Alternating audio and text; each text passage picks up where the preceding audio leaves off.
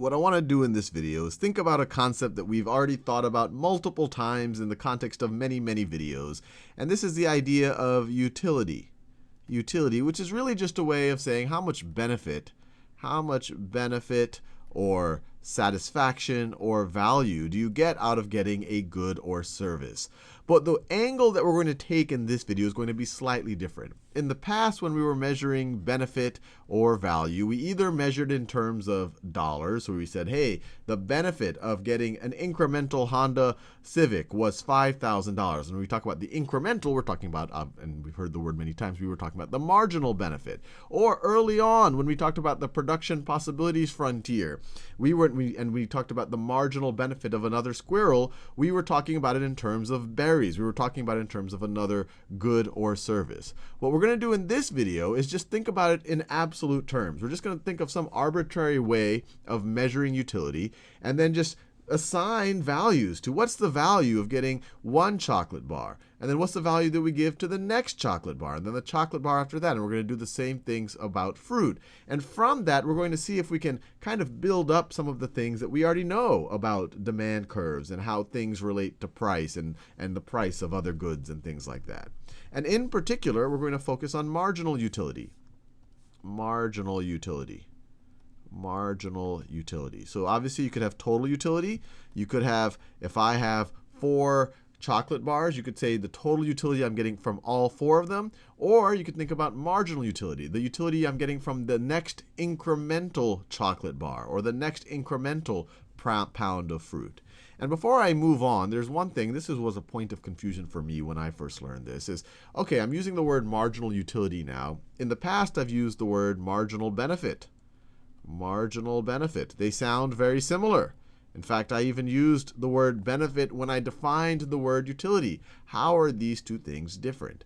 And the simple answer is, conceptually, they aren't. Conceptually, they are the exact same thing. The difference is how the words tend to be used in the context of a traditional microeconomics class. So when people talk about utility, they tend to measure it in terms of some type of absolute measure that they just came up with, some type of, you could view them as utility units, some type of satisfaction units.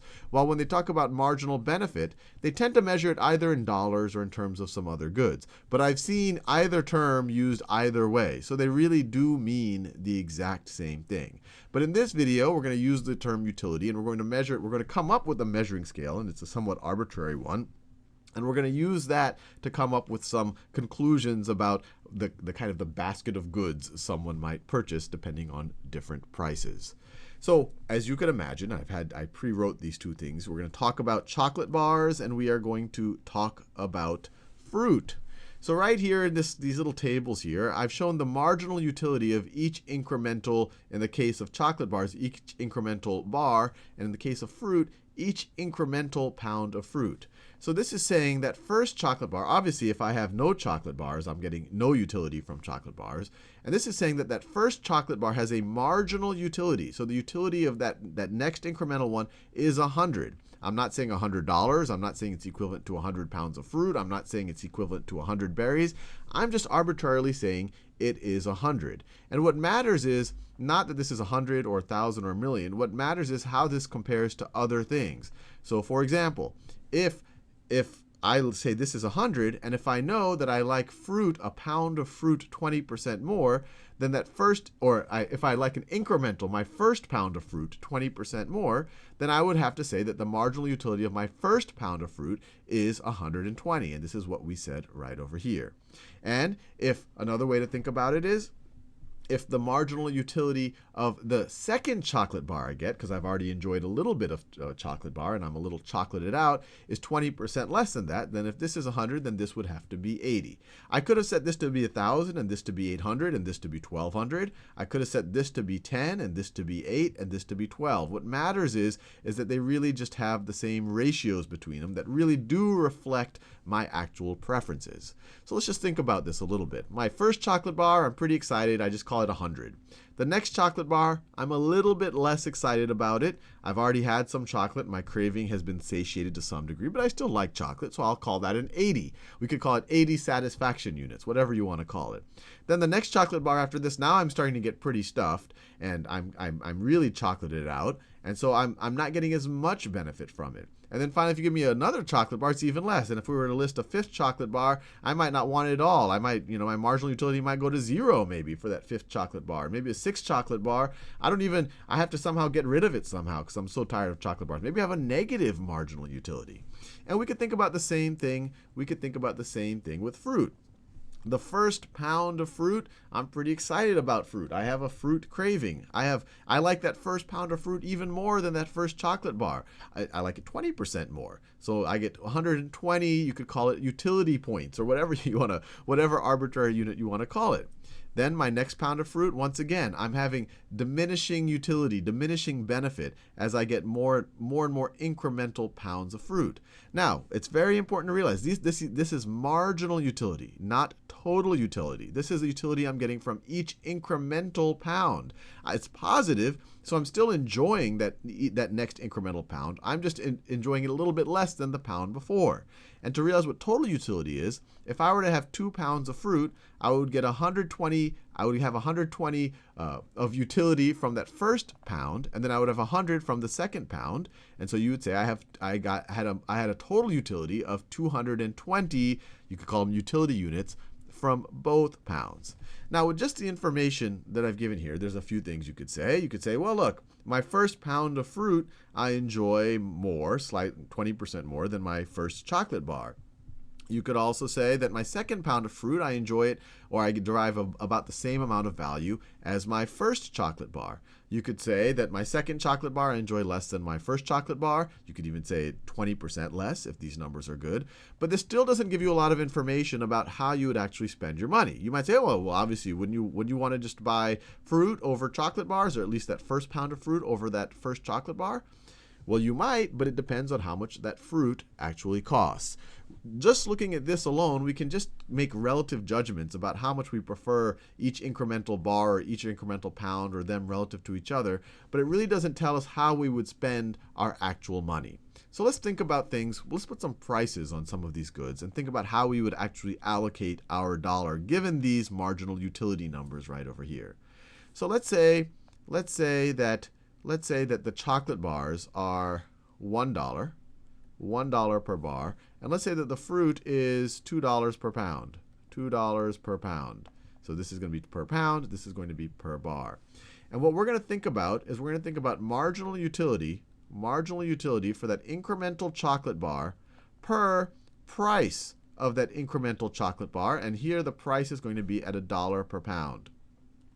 So here, for that first bar, I'm going to be spending $1, and I'm getting 100 marginal utility points, whatever you want to call it. So I'm getting 100 marginal utility points for that $1. So I'm getting 100 marginal utility points per $1. Here, same logic. I'm getting 80 marginal utility points per $1. This is pretty simple math. Here I'm getting 60 marginal utility points for the $1. Here I'm getting 40. So that doesn't seem too interesting. It might be a little bit more interesting here. What is the marginal utility per incremental fruit that I'm getting per $1 per price, or actually per price of the incremental fruit here? Well, here, that first pound of fruit, I'm getting 120 marginal utility points, we can call them, but I paid $2 for it. So 120, let me write it over here. So for that first incremental fruit, the marginal utility for that first fruit is 120, and the price of that first pound of fruit is equal to 2. So I'm getting 60 marginal utility points per $1. I'm getting 60. Here, 100 marginal utility points, but I'm spending $2, so that's 50 points per $1. This is 25 points per $1. This is 10 points per $1. Now this makes things a little bit more interesting. If I had $5 to spend, how would I want to spend my $5? Well, where am I getting the most? What you really just want to think about, where are you getting the most satisfaction for each $1? Where are you getting the most bang for your buck? So where am I going to spend my first $1? So $1. So let's think about it a little bit. My first $1, so $1, my first dollar, where am I going to get the most satisfaction per dollar? Well, I get the most satisfaction per dollar right over here. I get 100 satisfaction units per dollar. Even though I like a pound of fruit, I'm not getting a lot. I'm getting less satisfaction per dollar. So I'm getting less bang for my buck. So my first dollar is going to go right over there. I'm going to buy 1 candy bar. Then where am I going to spend my second dollar? $2. So once again, I just want to look at all of my options, and we're going to assume that these are only, I'm going to spend my $5 on either of these two just to limit our universe. Once again, I'm going to maximize my bang for buck. I get 80 satisfaction points or marginal utility points over here per dollar. I only get 60 over here, so I'm going to buy even a second chocolate bar. I am going to buy a second chocolate bar. Let's keep going. Where am I going to spend my third dollar?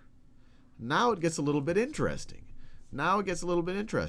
I could spend my third dollar right over here and get 60 points per dollar, or I could spend it over here and get 60 points per dollar. I actually get the same amount. These are both 60 points per dollar, so I'm kind of neutral. I'm going to get the same bang for my buck whether I get another chocolate bar or whether I get another fruit. So just for simplicity, let's say I get another chocolate bar.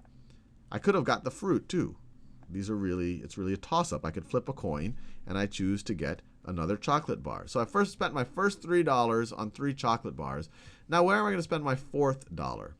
Well, my fourth dollar, now my best bang for my buck isn't to get another chocolate bar. I'm only going to get 40 units per buck there. Now it is to spend it on fruit. So now the next dollar I could spend on half a pound of fruit, and I would get this. And then I have, so my fourth dollar I could spend on this for half a pound of fruit, because it's $2 per pound. And then I could spend my fifth dollar there too. So this is my fourth and my fifth dollar, because it's $2. You could think of it that we're spending $2 for 1 pound of fruit, and we're getting 60 utility points per dollar. So we're getting the best bang for our buck right over there. But what was useful about this is it allowed us, without thinking about money, just saying how much do we like these things, irrespective of their actual price. And then given a certain price, it allowed us to think rationally about, well, how would we actually spend our money? In this case, when chocolate bars are $1 and fruit is $2 per pound, we decided to buy 3 chocolate bars and only 1 pound of fruit.